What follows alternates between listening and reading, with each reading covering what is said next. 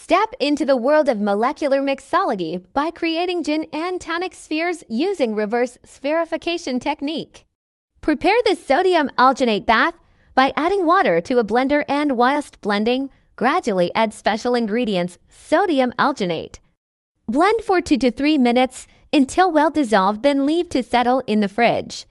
To create the spheres, combine all the wet ingredients in a blender, then whilst blending gradually add your dry ingredients.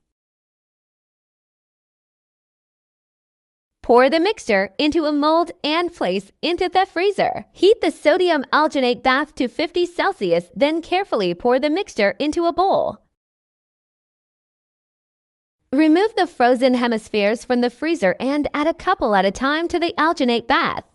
Stir carefully and then remove them from the bath with a special ingredients molecular collecting spoon. Refresh them in cold water. Serve and enjoy the gin and tonic spheres. Don't forget to hit that like button and follow us for more molecular gastronomy content.